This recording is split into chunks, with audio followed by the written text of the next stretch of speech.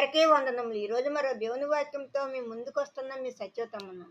అపోస్తలుల కార్యములు 1వ అధ్యాయము 1 నుండి 11వ వచనం వరకు.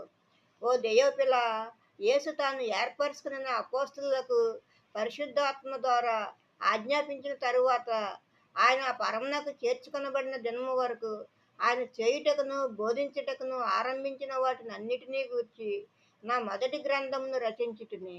ఆయన శ్రమపడిన తరువాత 40 దినముల వరకు వారికి అగుపడుచు దేవుని రాజ్య విషయములను గురించి బోధించుచు అనేక ప్రమాణములను చూపి వారికి తన్ను తాను సజీవునిగా కనపరుచుకొనెను.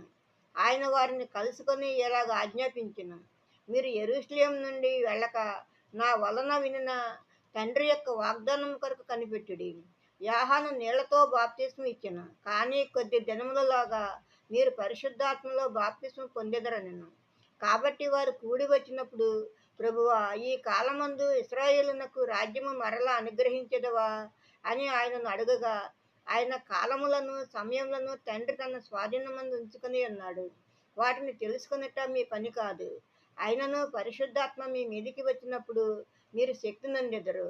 కనుక మీరు యెరూషలేములోను యూదయ సమరయ దేశములైన అంతటను భూదిగంతముల వరకును నాకు సాక్షులై ఉందిరని వారితో చెప్పెను. ఈ మాటలు చెప్పి వారు చూచుచుండగా ఆయన ఆరోహణమాయెను. అప్పుడు వారి కన్నులకు కనపడకుండా ఒక మేఘము ఆయనను కొనిపోయెను. ఆయన వెళ్ళుచుండగా వారు ఆకాశము వైపు తేరి చూచుచుండిరి. ఇదిగో, తెల్లని వస్త్రములు ధరించుకున్న 2 మనుషులు వారి యొద్ద నిలిచి, గలిలయ మనుషులారా, మీరెందుకు నిలిచి ఆకాశము వైపు చూచుచున్నారు? మీ యొద్ద నుండి పరలోకమునకు చేర్చుకొనబడిన ఈ యేసే ఏ రీతిగా పరలోకమునకు వెళ్ళుట మీరు చూచితిరో ఆ రీతిగానే ఆయన తిరిగి వచ్చునని వారితో చెప్పిరి. ఆమేన్.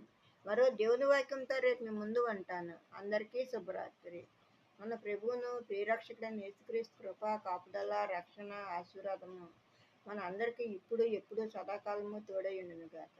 ఆమేన్. ఆమేన్.